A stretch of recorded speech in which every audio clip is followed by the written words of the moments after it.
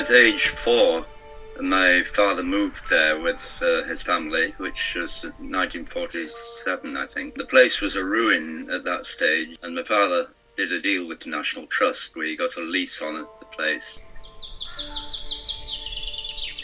My mother's bridesmaid was an Ulverston lady called Jean Allison, and she told my parents about Fellfoot, and so they went, as far as I know, in 48, certainly in 49, right at the beginning of the trust, when it was empty. The whole place was just an amazing park and nobody was there apart from the Rhodes family.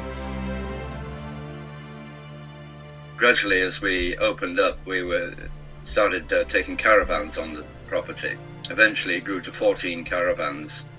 We had, I think, one of the first caravans. We had a tiny battered old caravan that my dad had bought for £100, I think.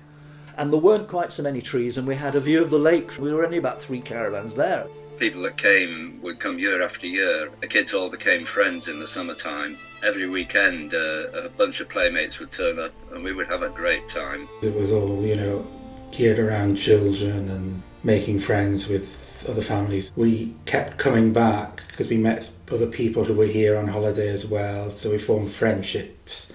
Became quite a community really through the summer holidays. For me as a child, I knew there was just such a magical world outside to explore, which was just like paradise compared to London. London was just so awful. It was a concrete jungle. And so coming here was just the beginning of a whole adventure.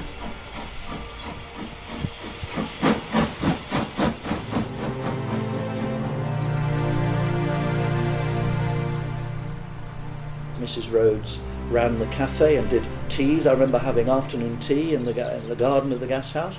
And I think, yes, we had a wedding. Actually, this, I think, and this is a long time ago, but this is before Sailing Club, so this would be early 50s. The cafe was hard work for Mother. We'd get very busy over the weekends in summer. At the back door we sold pop, Marsh's pop, sugary drinks, dandelion and burdock, raspberry-ade, orangeade and so on. My sister and I often helped serving at the back door, and then later ice cream. We sold ice cream, so on busy summer days we'd be busy at the back door with the ice cream, and then in the cafe with the afternoon teas. Sort of poached eggs on toast, baked beans on toast. It's pretty basic cuisine, but that's what you could get in those days.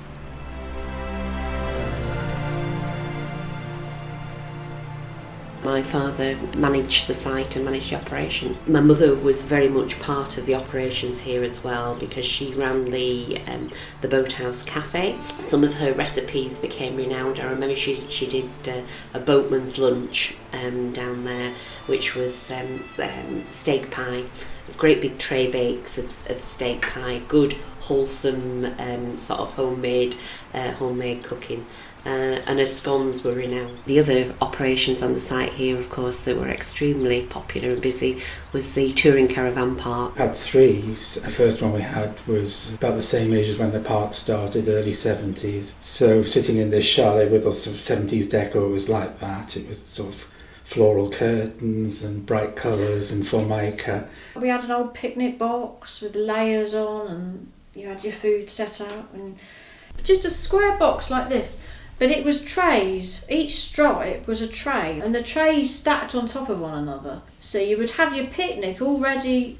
My mum's favourite colour was orange. Everything was orange. By living here, it was 24/7. It was very much a lifestyle, really. Meeting and greeting our customers on a Saturday morning that was so very, very, very busy. Saturday mornings, changeover days for the chalets.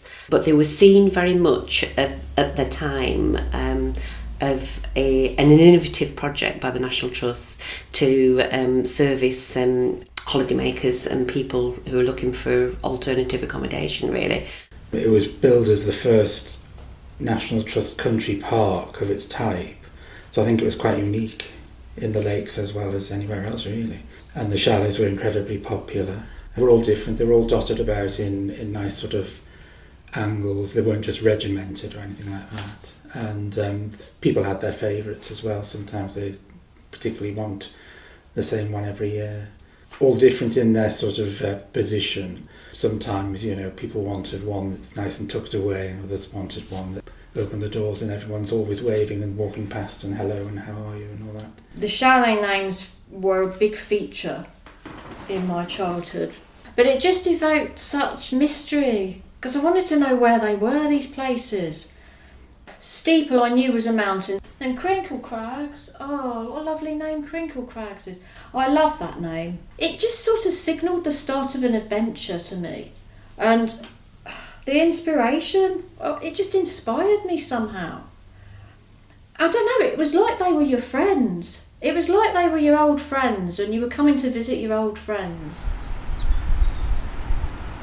There was a massive rhododendrons as well. The rhododendrons, I have memories of that's where we used to go ferreting for rabbits in the rhododendron. In May and June, it was a blaze of colour.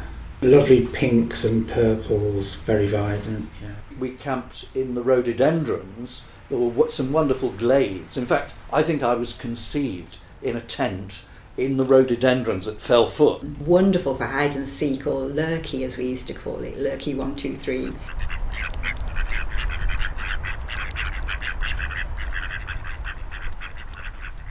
But of course the marvellous thing was, in the early mornings, the children could jump out of bed and run down to the lake and swim when the doors were still closed and nobody was here. And they had the park to themselves, more or less. And lovely, lovely happy times of canoeing and kayaking and fishing as well. I used to tie up to one of the boys down at the bottom there and fish for perch. The lake was our playground. It was the gateway to the river beyond, with curls and reed beds, trout and swans' nests, and currants. We used to play swallows and amazons around there, get ourselves lost on the fells up behind Gummer's Howe there, looking for Swallowdale, and up the lake there, trying to find Wildcat Island. Our elder daughter, who was at that particular time 10 years old, was absolutely mad keen on ransom and swallows and amazons. But she had actually gathered together all the money she had to buy a small wooden boat. Not surprisingly, was named Amazon.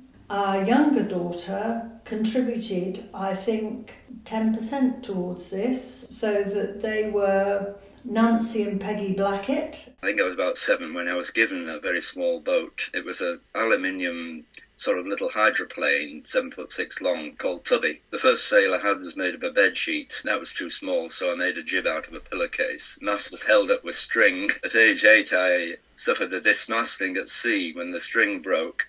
I happened to be right in the path of one of the steamers who blew his horn at me and scared the living daylights out of me there. It wasn't a sort of a Butlin sort of a place. It wasn't, there weren't swimming pools, there weren't arcades or anything like that, but you've got the best swimming pool ever with the lake. Holidays here, I think, probably are the most memorable of family holidays because they were unhurried. There was a sense of freedom and being within nature here, to be within the trees, within the wood.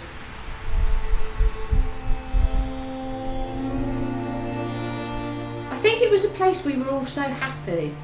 It's like how you would imagine paradise. The greenery and the wildlife and even the smells and the sounds of it. Just the water going down, the lake lapping up against the shore. Oh, that was just wonderful. And the wind coming up the lake and the ducks bobbing about on it. Oh, I'm going to start crying in a minute, aren't I? I think we all kind of knew it was sort of coming to an end because the chalets closed for the last year. They were empty. And it was never officially announced, but people said it's probably going to be the last year for the caravan site, so we kind of thought, well, yeah. But we'd had, 20-odd years of great memories of it. I had a powerful sense of beauty. Fellfoot was very beautiful. We had the fells, we had the water, we had the baronial hall, we had, nice people, we had rhododendrons. The sheer multiple beauties of Fellfoot, which are almost making me tearful to think about. And I think that's an important part of my story. It was a great privilege.